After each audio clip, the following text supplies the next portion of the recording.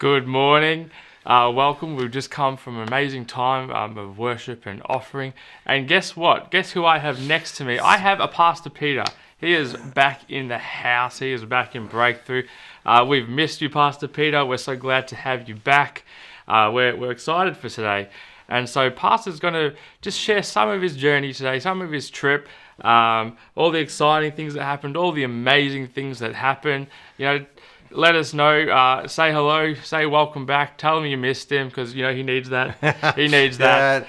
I was away for 2 Sundays, just under 2 weeks of actual travel, but it covered 2 Sundays. So I missed, but I was able to watch online. I think this is an amazing thing. And even Nepal, I'm out in the middle of nowhere. Yeah. And I'm getting good internet coverage. It's pretty amazing. It's pretty wonderful what you can do around the world today. So I was able to watch and join in part of the services and until I had to go into a meeting or something like that. Yeah. But I was able to follow along and put in comments. I was able to see Pastor Christine share a couple of weeks ago, and she said, don't tell Pastor Peter this, but I'm like, I am online. I can see you. I remember seeing that comment. I'm still here. While I'm watching. I'm still watching. I'm watching. So she promised, remember, to delete all the photos. She didn't get to delete. No, I wasn't sure. But she said he wouldn't know. But I said I was watching you. So caught red-handed. Yeah, caught red-handed. So I just want to give a quick overview of some of the things we did. Yes. I was travelling with St Andrew's Christian College. I'm on the board there, and we were doing a trip to see Nepal because we're going to send some of our students possibly over to do this, and so we wanted to experience it firsthand. Check out what they're going to experience. Make sure it's all suitable. Yeah, make sure it's all good. Appropriate. And so we did that. A group of teachers and staff and myself. And another board member. But I really appreciated the experience because we got to see Nepal. We got to go do the tourist sort of stuff. Yeah. But we got to see some of the areas. We travelled a little bit more broadly than most tourists do. So we got to see stuff. So if you're not really sure where Nepal is, because when there were some members of particular families that I won't mention who they were, but their geography is not their thing. And when I was talking about this last year about doing it, they go, they thought going to South America is not a bad thing. Well, then they're true that it's not in South America; it's actually in Asia. What? Yeah, because they thought it was Colombia and around the areas of South America, which it does sort of sound a bit like it could be one of those countries. But if you say, "Oh, how silly is that?" Then other people are like, "Well, where is it? Where is it? Where is it?" So you can sort of see there on the we have the map here. On the map, I'm just going to have some of my photos here. I haven't got a slideshow, so I've just got my photos that I'm going to be sort of bouncing through. So it's a little bit more. It's more raw than a polished presentation. You're just going to see that. I think that's what we want. We want the real and the raw. If you zoom in there, you'll see just bordered between China and India. What a place to be between China and India. And across the top of Nepal, right through between China and Nepal is the Himalayan mountains. Yeah. The Himalayas, and they are. I don't think I could adequately put into words just how impressive they are. Impressive is the wrong word. It's just that is big. They're big. That is, and so we flew into Kathmandu, and we did have an opportunity to fly about an hour's distance to the west. So that's to the left of the screen there, and see some of the sites there. See the villages. And there's not a lot of Westerners out that way. It's not like your typical tourist spot. That's good. But I'll see if I can. This is I'm jumping ahead a little bit, and so I'm going to do this. I'm going to, as we talk about things. No, he's gonna. We'll talk. This was my view outside the window. That is an amazing view. Look at those mountains. That was my view outside for 1 hour. For 1 hour. That was not like we're just flying past that.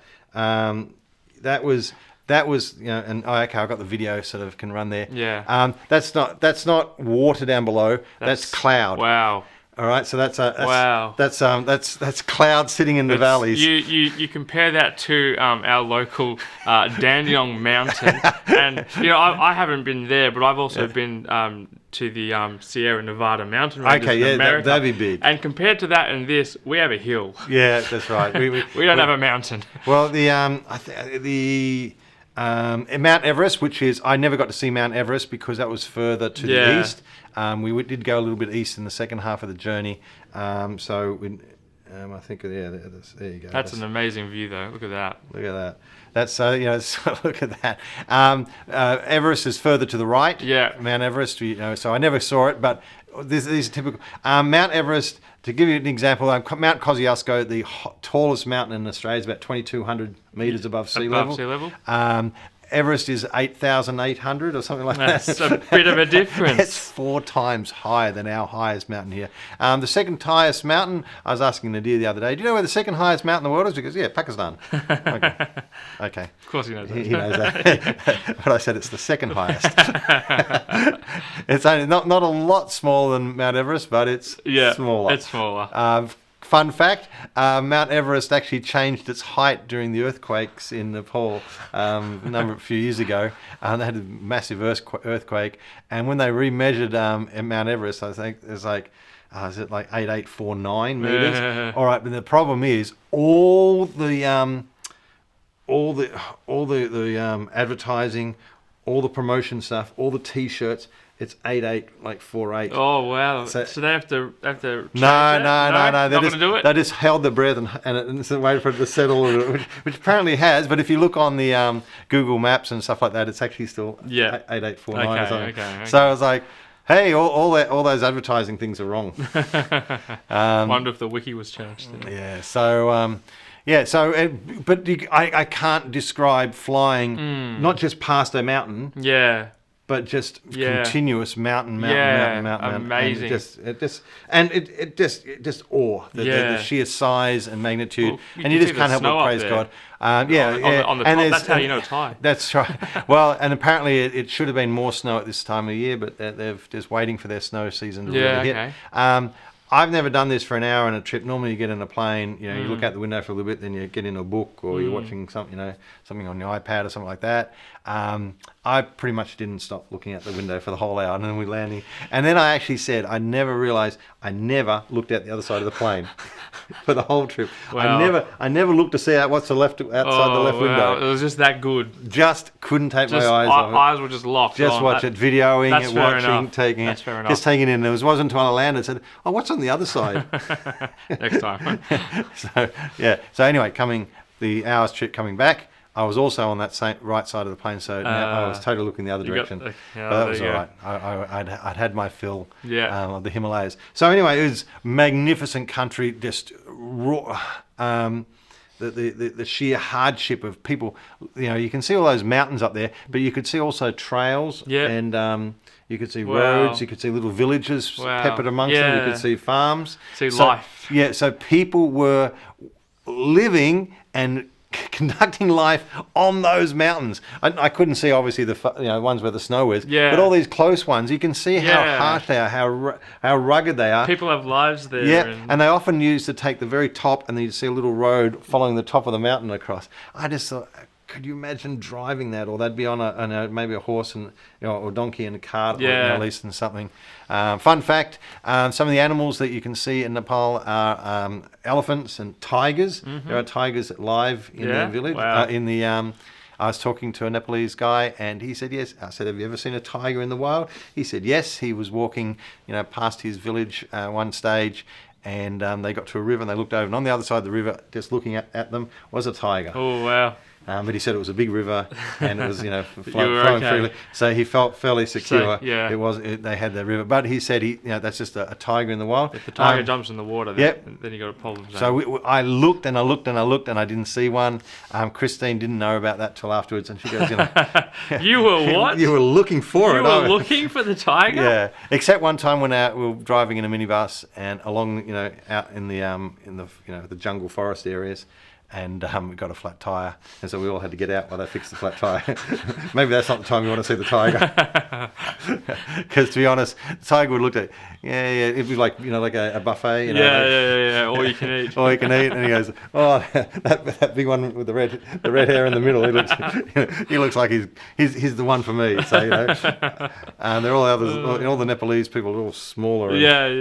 So I did see an elephant. Just not awesome. Not in like a zoo or anything like that. It was just walking along the road, but being led by someone. It was just an elephant. Yeah. like you'd lead a horse or a donkey or something like that. They were leading an elephant along. That's pretty cool. I thought, wow, it really does happen. Yeah. So saw lots of the wildlife, saw the ruggedness, and of course saw the people. That's the thing. Saw a lot of things that disturbed me. If you ever travel to a third world country, you sort of see a lot of things that. And I was preparing myself for it. I don't know, if you can give me a shout out if you've ever travelled to, a third world country. Life is different. Yeah. You know what I mean? Traffic's different. Yeah, that's right. Amenities are different. Yes.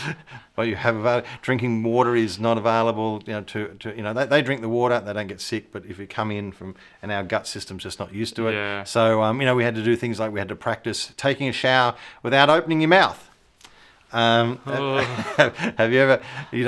Until you've got to do it, you don't realise. Yeah, you have to be thinking about that entirely. Yeah, Don't not open. So someone said, someone told me, humming in the shower is that way like hum a song. You won't do it. So what you're doing, but the trouble is you run out of breath.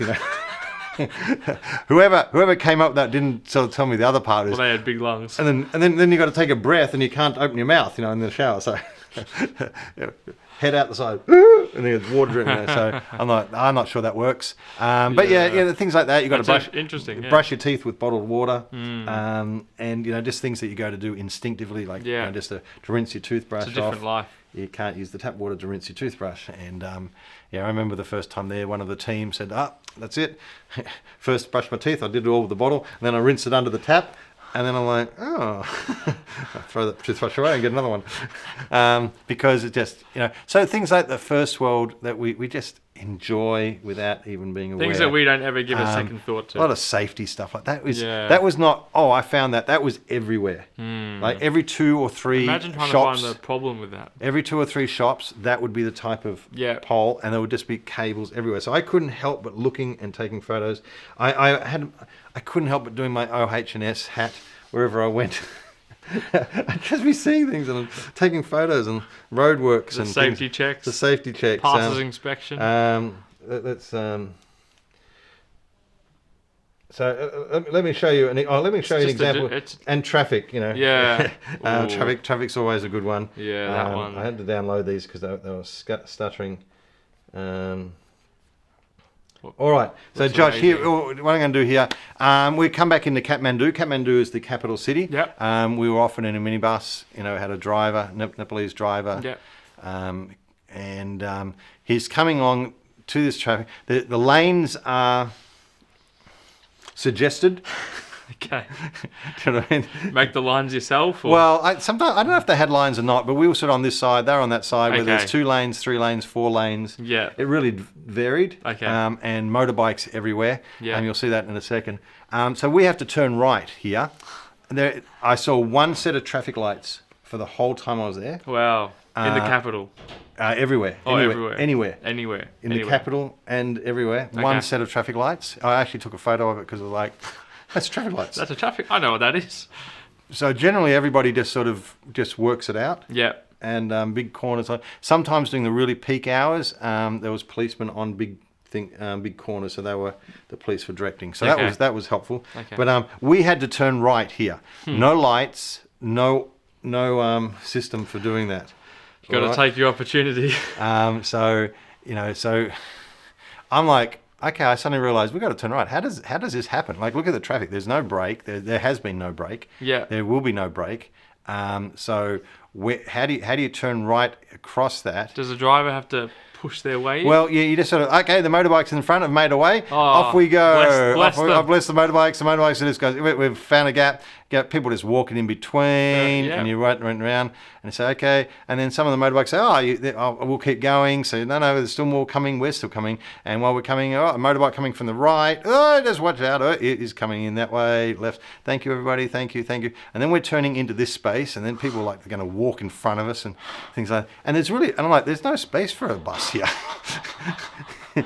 So we're turning into a narrow street and no one's really, and I'm like, I can't tell you that I'm sucking my air, trying to make it skinnier. That is not, that's not stressful driving whatsoever. That's Yeah, it's and fine. then on the other It's side, fine. it was like, It's fine. yeah. And all the time, he just beep the horn, beep the horn, beep the horn. Surprised he still has his mirrors. Well, the mirrors, like, I think they're like cat's whiskers. You know, they just tell you how far you can go. But amazingly, that we just did that all the time. Just made away. The way of life. Just made the way. Beep the horn. Did it around the horn. But not a lot of beeping. It was just, just away we go. And he didn't seem to get stressed by it. People don't seem to get stressed. It was fine. It's all good. Yep, people happy about it. Very rarely does anyone get any angst. Yeah. Because you don't cut them off. If you go into a space, there's no such thing as cutting them off. Yeah.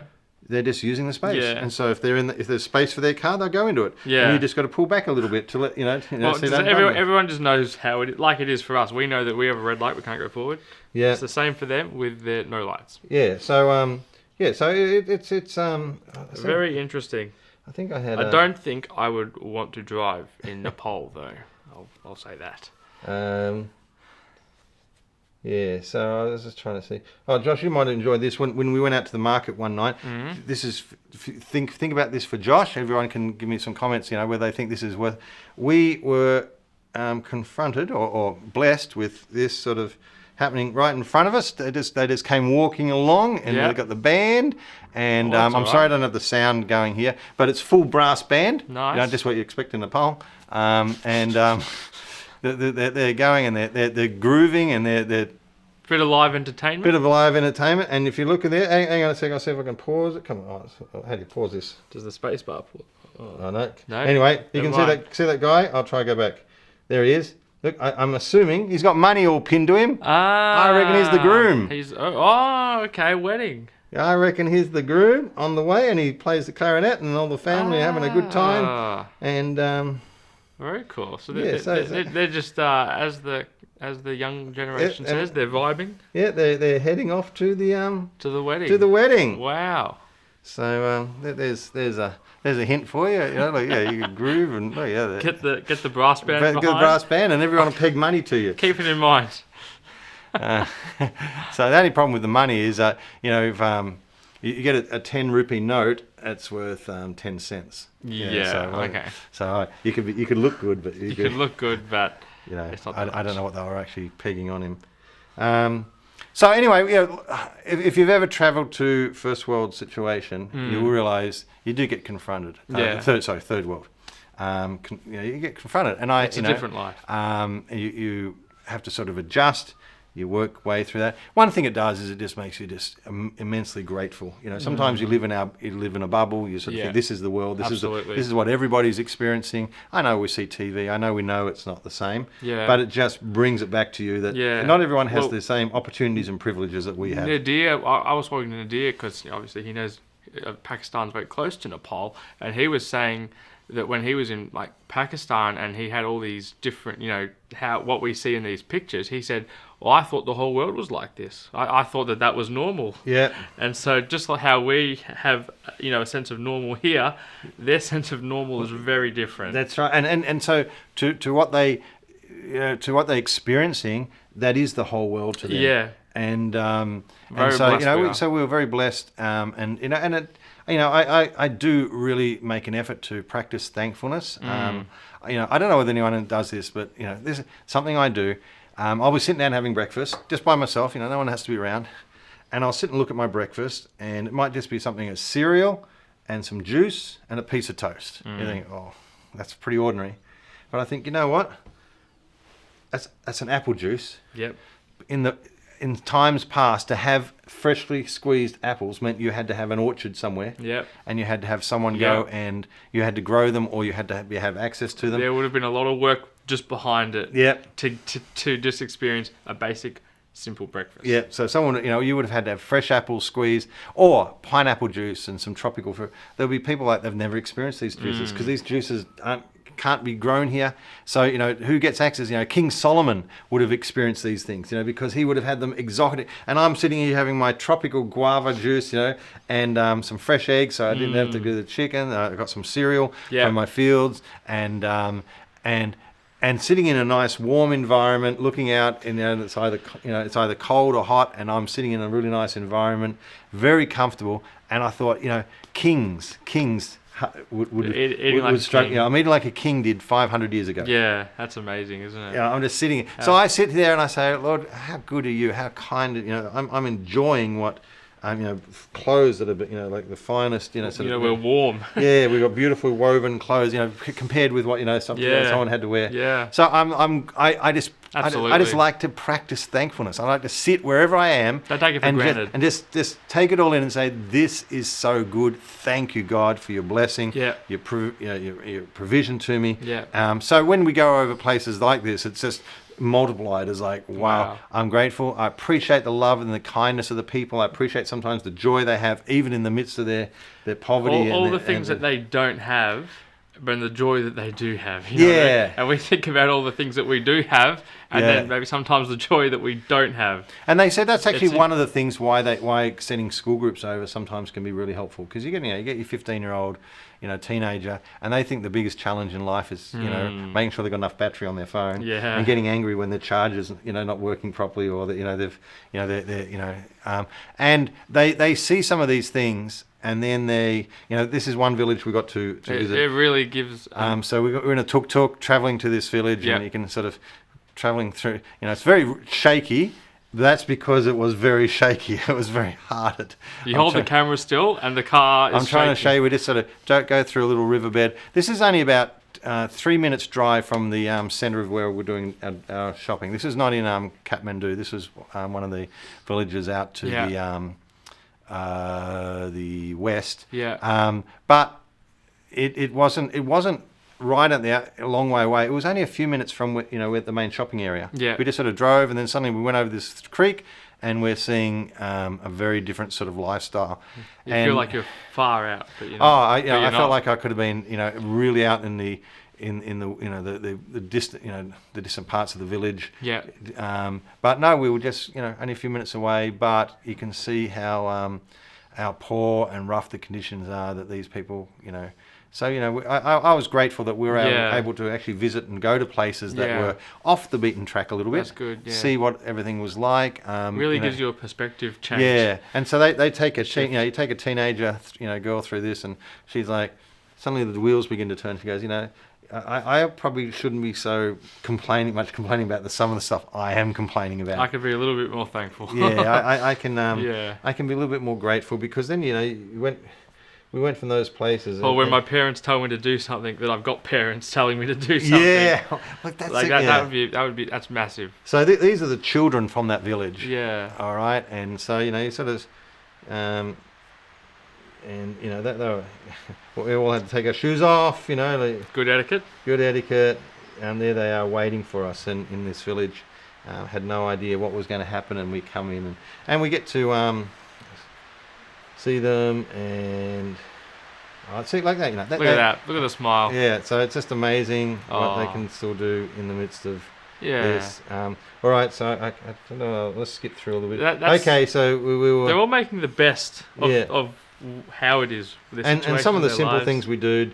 We got to do some dancing and stuff with this. These villages opened their hearts up and said, you know, that we were welcome to sort of share with them. Yeah. And one of them taught me that just the simple thing of round around the garden like a teddy bear up the hand, and the kids loved it. They line up, because the challenge was they weren't allowed to move, and they're shaking with excitement, and they're watching everybody to see how they do that. And then we got to dance with them, because they did. There's a few good dances. If you look in the background, they're doing a special dance, and then the boys wanted me to dance with them. So you can look. I think look at that. I think look at this. Look at the hand on the hip. Oh, you know, look screwing at the light bulb. Screwing the light bulb.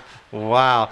I'd like to get a vote here. How many? What out of 10 for my dancing expertise here? You were actually showing them how to dance, right? They were just imitating me.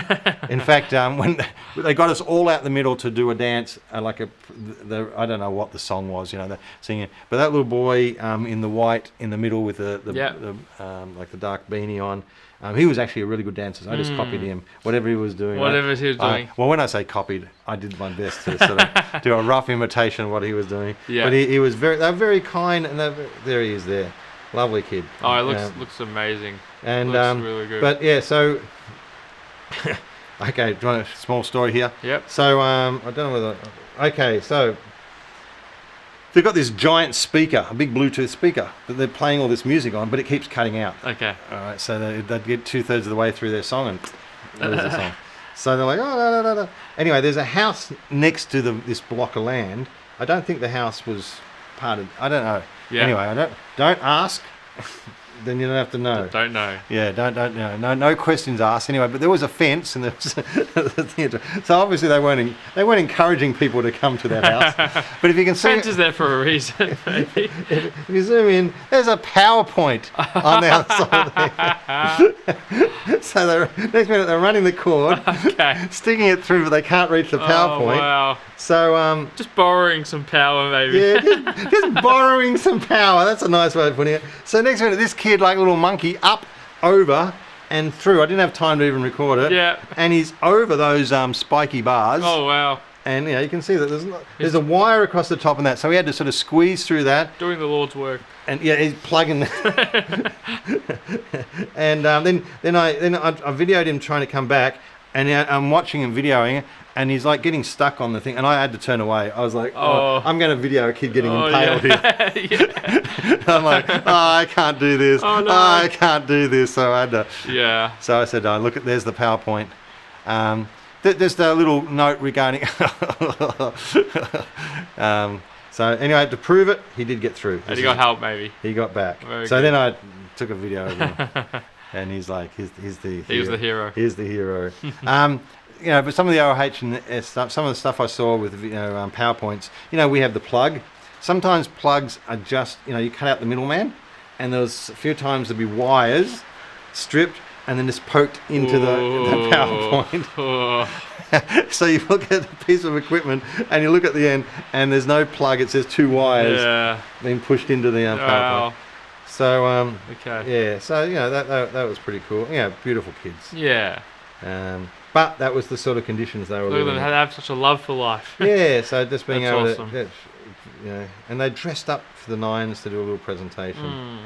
Some of the exciting things you get to do experience is bathrooms. Yes, that would be interesting. Anyone been to the countries where it's there's you go to sit and there's no seat. Like excuse me, you've sent me to the shower basin, there's no toilet.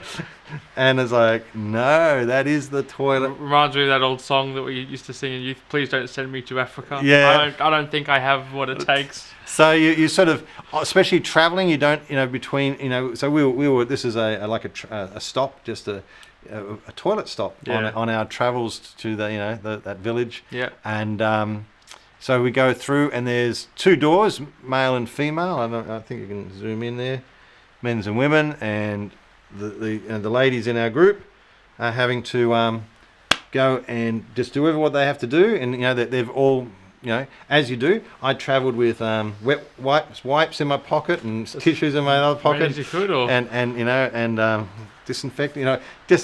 Just because sometimes there's not the equipment you need. Yes. And then I looked and like, oh, this is good. So anyway, the funny thing was that the 4 ladies all had to use the squat, and they were magnificent. Didn't complain, just took it on board, exchanged toilet rolls, and said and but then when we came back up, so we'd gone down these steps to here. Yeah. And you can't quite see it here, I don't think. But on the right, there was another door, and opened up. One of the guys came out, and it was a third toilet, just for everybody. Yeah. And it was a Western style toilet. And they were all like, "You didn't think to tell?" Oh no! And he's like, "What's down there?" That was an experience. Yeah. You got to experience the Nepal. So I thought it was funny. Yeah. A really good Western toilets up there, and everyone's doing the experience. Well, for next time. Yeah. But this sort of thing was fairly common. So this was not common. A KFC. Yep, we found one KFC. One KFC, and it looks. Yeah, look at that. Good. Yeah, it was pretty good. That looks good. Yeah. So that's the that's a Western toilet. Was not too bad.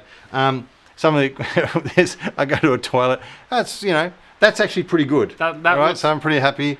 Do what you need to do. If that's all you had, I'd be like, that's all right.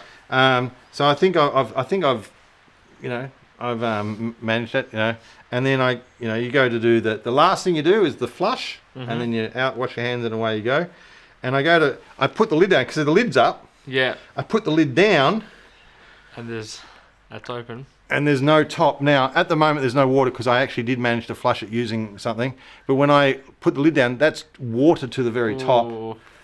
And you can't press any of the mechanisms without putting your hands in the water. Yeah. Now, I know it's meant to be clean because that's just, it's just cistern water. Yeah. But there's something about being in a toilet and putting your hands in water. If you're in a bathroom that's not the tap outside or whatever. Yeah.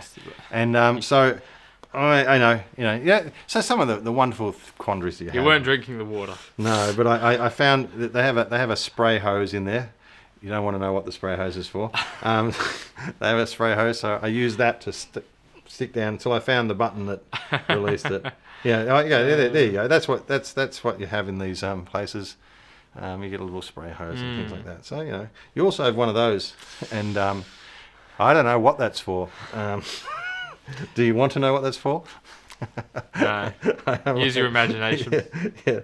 So, this is general working conditions. This is looking down from a hotel at one stage. They're just knocking bricks down, standing on the thing. That's just like Australian working conditions, just working around.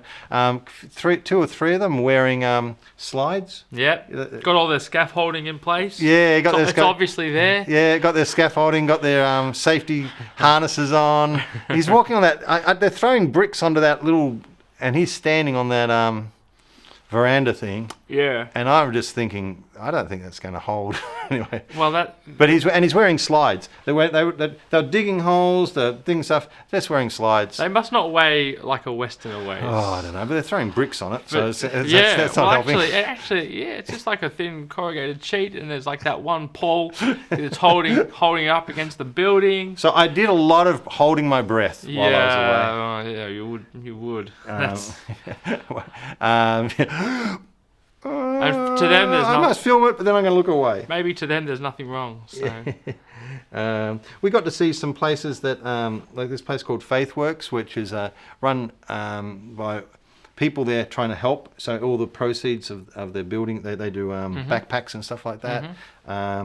Go to help Nepal, awesome. And they employ people on purpose that that's good to give them a skill. So that. Do that again. OH&S. You don't see many steps like that in our society. That's the steps up to that shop. It's very short. Is the picture showing how it is? Yeah, it's how it is. So it's very concrete, very short and steep up. Yep. Don't slip. No rails. No rails. Yeah. Yeah. So you're lunging up the steps. It looks as difficult as it was. So that's the factory just around the corner where they actually make the backpacks and everything. Oh, awesome! So they're doing. This is the butcher's just around the corner from them. Very typical. You have your butcher out at the front, with just a tabletop, and he's just chopping the meat and working there. Doing all the cuts. And normally there's one or two dogs just hanging around the outside, hoping for something. Yeah, so they just hang around the steps. They don't try and steal. They've obviously learnt. All right, the dog. This is my theory. The dogs that didn't learn not to steal, rest their soul, are no longer a problem. Where are they going? What do you mean? Yeah. Well, maybe you're looking at them. And then we went to a bakery. I don't know, you can see maybe in there.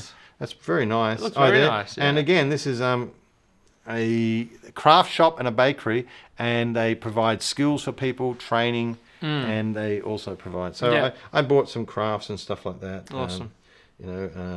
You just feel like these are the people helping at the back. They're making little hand-knitted teddy bears. You can see there. I bought Christine a hand-knitted teddy bear with a heart for Valentine's Day there, because a day's work, and you get that. So we appreciated seeing some of these places where they work. That's amazing. Craft sets and things like that.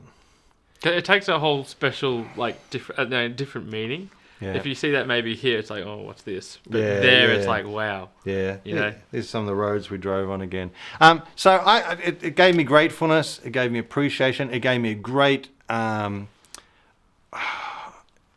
what's the word? I'm just so impressed with the people that are helping and doing what they can do to lift people out of these situations and grow people. It gave me an understanding. People that step outside of the bubble of their life, Yeah, beyond the borders of what they know. Yeah, and that's something. Yeah. Oh yeah, there's an example. There's a couple. There's the two wires. There's the two wires. Yeah. Hmm. Yeah. So there's more.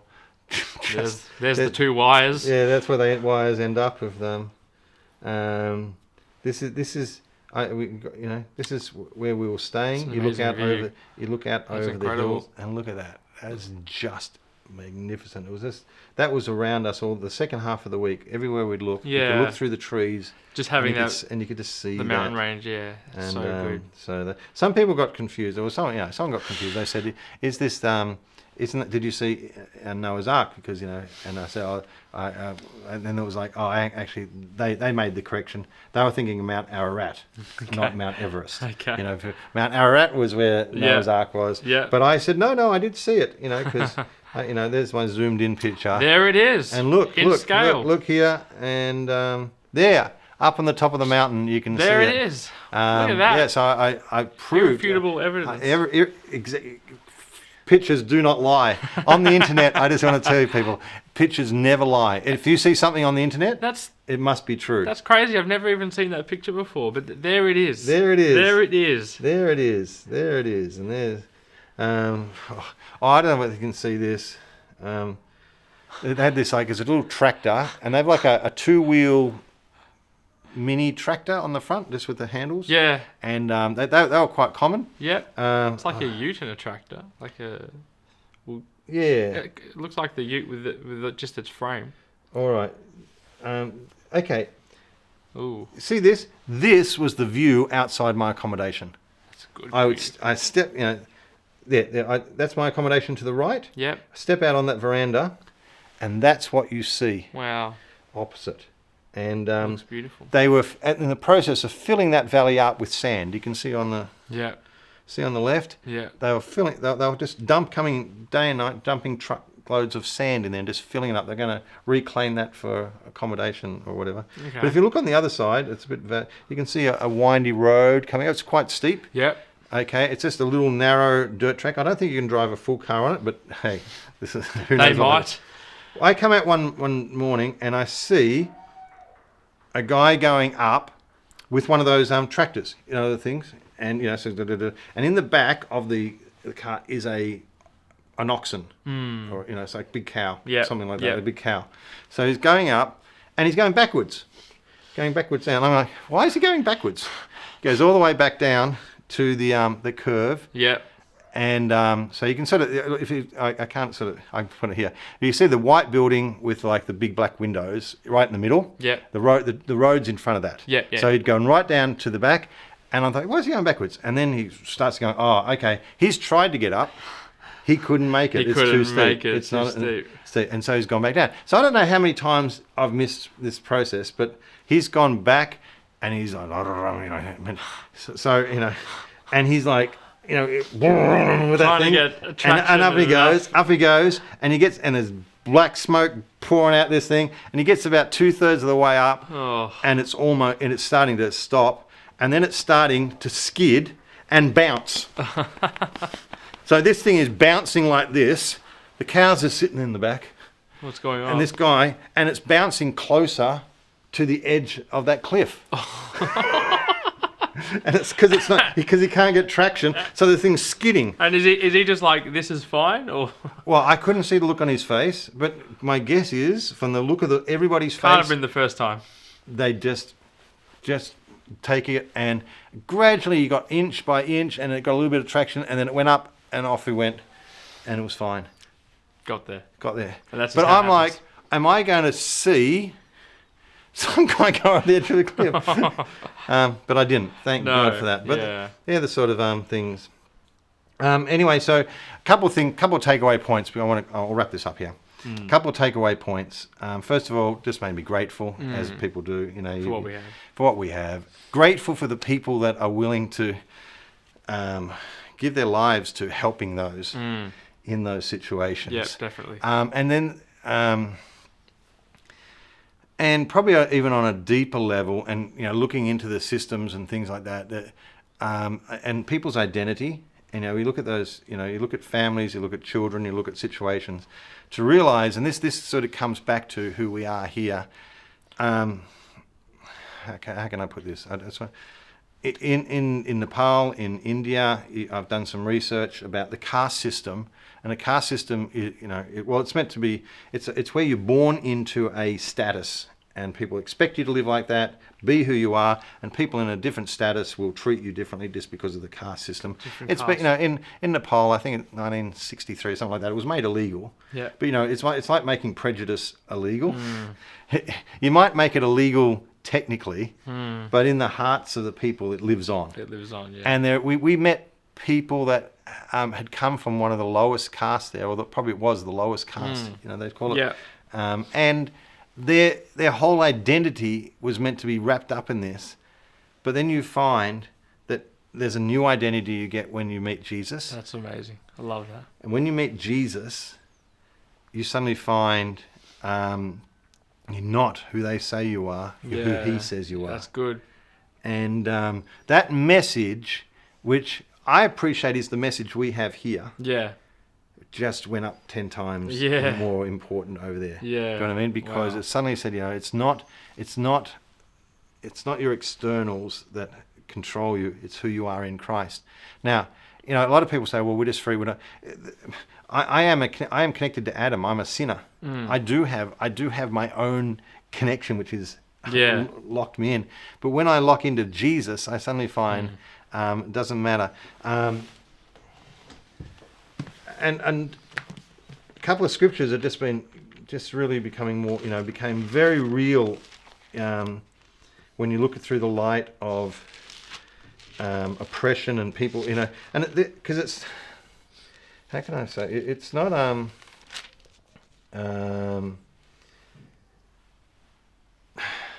it's not like people were oppressing them and that's why they were down, but people embraced who they were from the down. Yeah. It wasn't just because, that was the thing that really, this is my lot in life. Yeah, this is not like the upper people pushing the people down. The downward people embraced the down. They saw that was who they are. Yeah. They did not fight against it because you're just fighting reality. Yeah. And so, but when these people that get hold of Christ and get a revelation who they are in Jesus, they suddenly said, that's a man-made system. Yeah. This is who I am. So it says in Galatians, it says, in Jesus, there's neither Jew nor Greek, slave nor free. This is Galatians 3:28. There's neither Jew nor Greek, slave nor free man, neither male nor female. You're all one in Christ Jesus. If you belong to Christ, then you're Abraham's offspring, heirs according to the promise.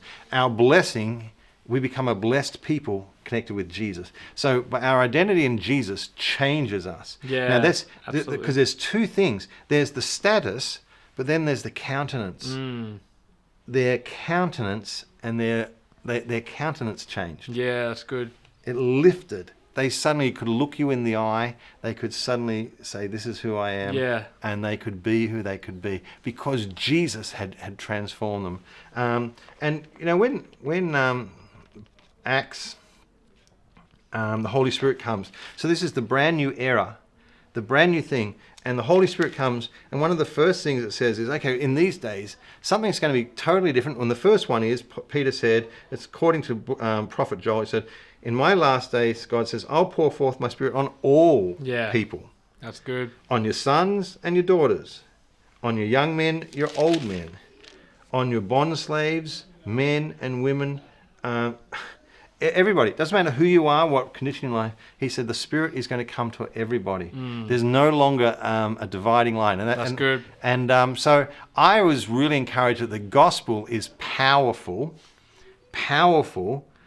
and it doesn't meet like the Western mindset. Yeah. It's powerful for these groups who are caught up in a mindset, a culture, a lifestyle which is based on Hindu beliefs and Hindu things, which just is the Hindu mindset becomes just so defeating and so hopeless and so little value on other people and so little value on yourself.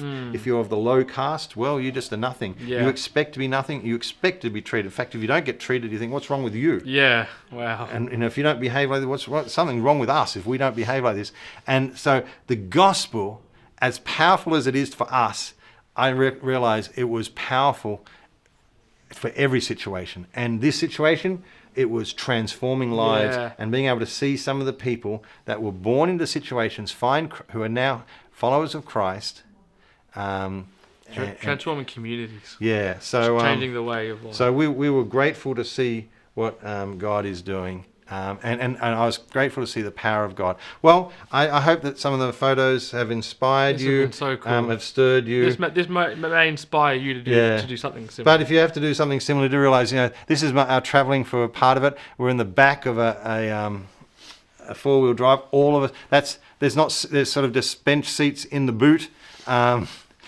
In the side, so you travel around rocks and stuff like that. Yeah. But we got to see some amazing things. You get to see some disturbing things. But I want you to take away the gratefulness and appreciation of people who are doing all they can to serve. But also realize, let's embrace this gospel. Let's take it because it's an amazing good news. The gospel is called good news. Good news. For a reason. It is good news. It's good news for us. It's good news for our community. It's good news for the world. All right. Well, bless you. Thank you so much for allowing me to share about my trip.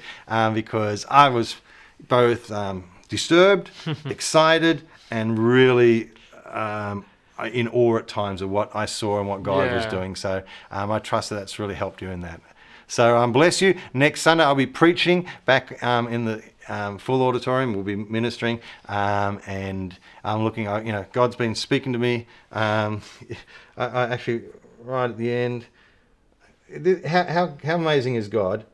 I actually don't have the photos here, but at the very end, when I stopped in Singapore. Yep. I got picked up to church to go to a 7:37 church service in the transit time. Yep. And the guy preached, and he was picking the same scriptures I've been reading all week. Wow. He preaches on. Same spirit. It's like, thank you, Lord, for just that last little bit of That's awesome. Speaking to me. Okay, God bless you, and we'll talk to you next week. Thanks for everything. Sorry we haven't been able to interact with the comments, but I'll certainly be reading them afterwards. Bless you.